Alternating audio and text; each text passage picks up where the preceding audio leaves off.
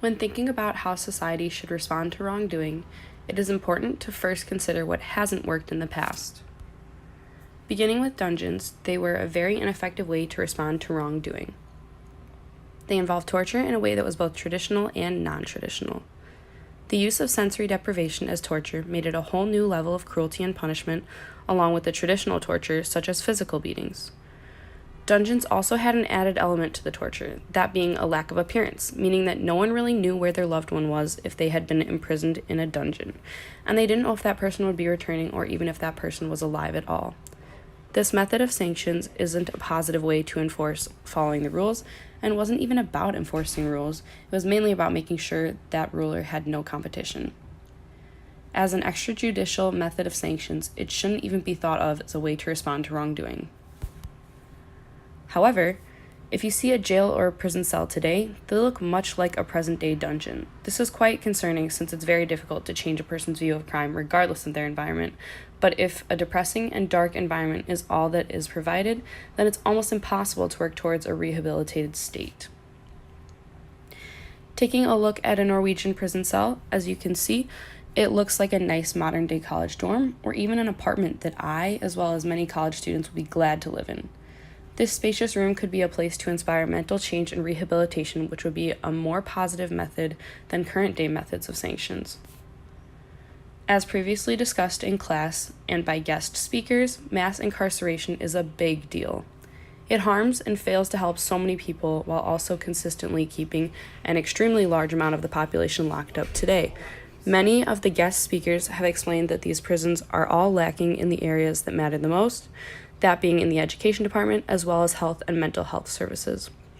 These speakers spoke about the number of people who are convicted and have experienced some significant trauma that could be the root, or at the very least should be addressed and needs attention to resolve and assist the person who is convicted.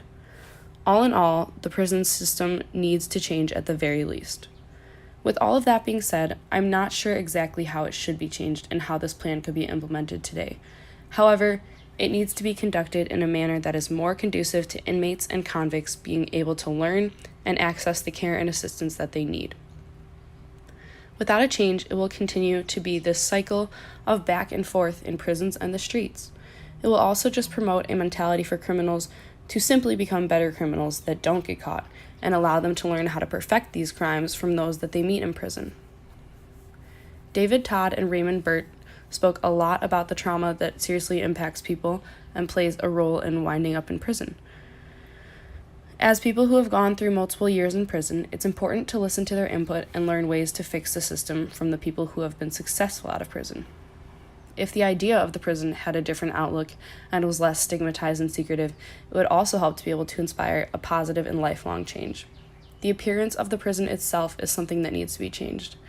If it has a negative or lacking public appearance, as it does, how is anyone supposed to attempt to make a positive mental change or look at it as a safe place for them to make a personal life change? With a more public portrayal of those who have endured and succeeded even after having been in prison, it would work to improve the image of the prison and spread awareness of these issues. Currently, many people don't even know that mass incarceration is a thing.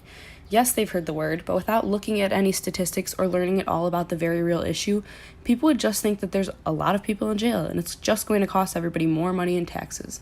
However, they don't realize that this has a very real impact on people who go to prison, as well as the loved ones of those who go to prison, and even people who have no connection to prison at all.